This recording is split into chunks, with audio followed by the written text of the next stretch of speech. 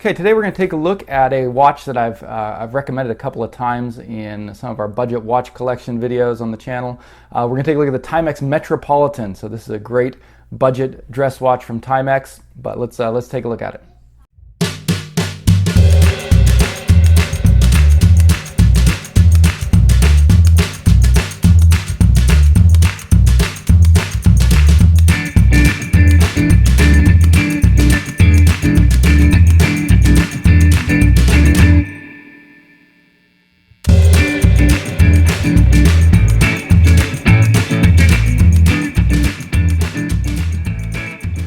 All right, so Timex is a brand that I think it's really appreciated by watch enthusiasts. A lot of people who are not really that into watches tend to, I think, undervalue Timex.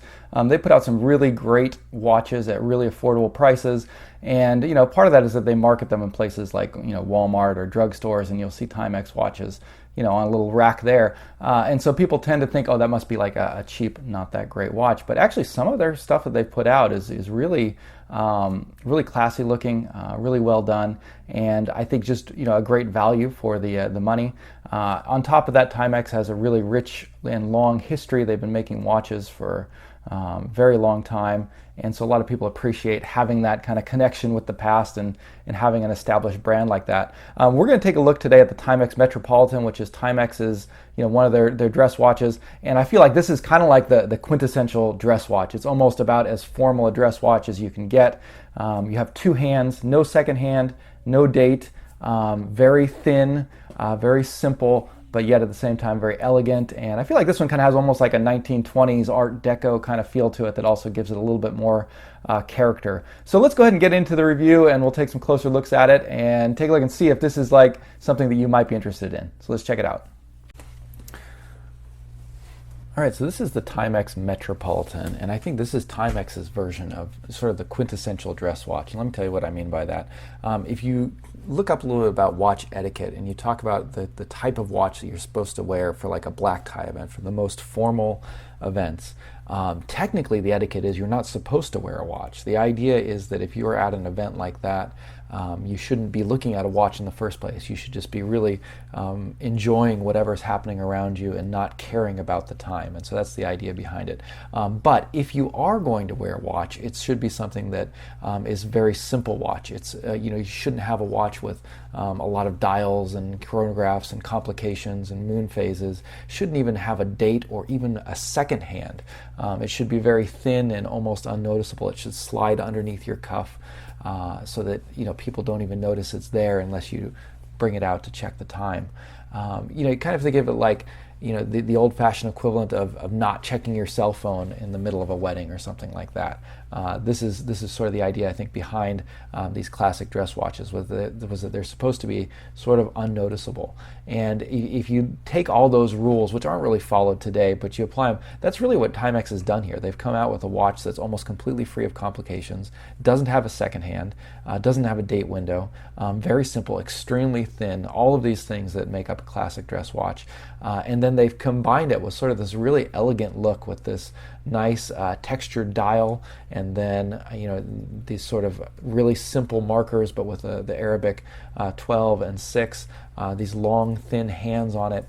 It really has kind of I feel like a 1920s sort of Art Deco feel to it, and to me that's just something really unique, something that you don't see in a lot of budget watches these days, and so I really like that Timex went for this sort of design with this watch.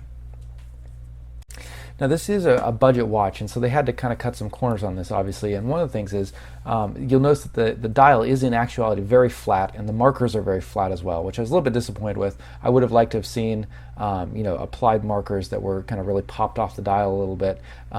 But what's interesting is that because of the contrasting textures on there, from a lot of angles, it looks like the dial is almost like a pie pan style dial. When you can see from this angle that it's a very flat dial, and you can tell that from certain angles. But then from other other ones, it kind of gives the illusion of it having a lot more depth than it does. And so I think they really did a great job with that, to be able to keep it in this price range and yet give it sort of that extra character. Another thing that I think was great about this watch is I really like the band. I love that they gave just a simple black band, that they didn't go with like a fake crocodile embossed leather that you see so often on dress watches these days. The band is actually pretty high quality. I feel like it's a simple black genuine leather band. It feels great. It's not like a real thick, and it doesn't seem like it's going to last forever, but it's just a really well done band. You get the signed buckle on it, which is also kind of cool, and it looks good. It's a good looking band, and it fits the watch well. And again, I'm happy that it's just that they didn't go for trying to give it something that's not. Here you can start to see the thinness of this watch. It's hard. I couldn't find the actual measurements. Amazon had it listed at 6.5 millimeters, which is really thin. I'm not sure if it's actually that thin, but it feels like it. As you can see on the back, we've got a stainless steel back, so the case itself is probably a plated brass. 30-meter water resistance, pretty typical for both Timex watches and for dress watches in particular.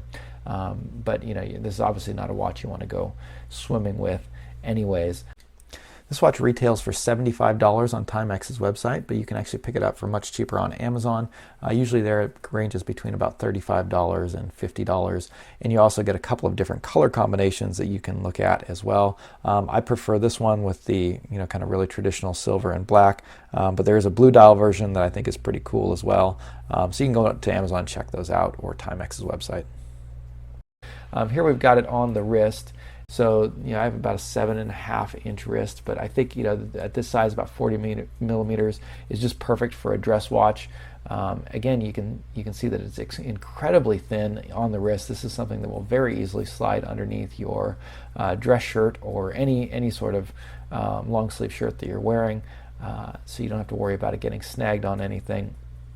And again, it's just a nice, simple watch. One of the interesting things, so this is obviously a quartz piece.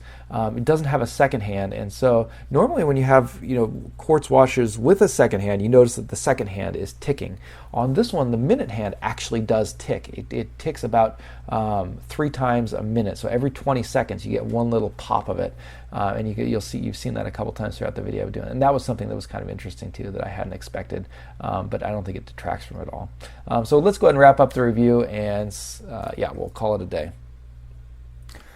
All right, so that's been my review of the Timex Metropolitan. Hope you enjoyed it, and if you did, I ask you to go ahead and hit the subscribe and like buttons on this, and we'll keep on putting out some more videos. Timex, they have some really great deals on Amazon right now, and so I actually picked up a couple of them. So we're going to be taking a look at this watch and compare it with a few others.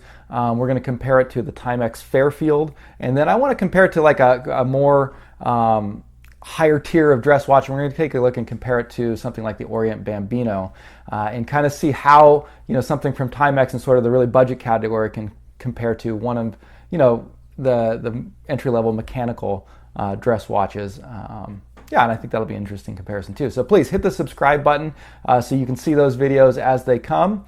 And thank you guys for watching, and hopefully we'll see you next time.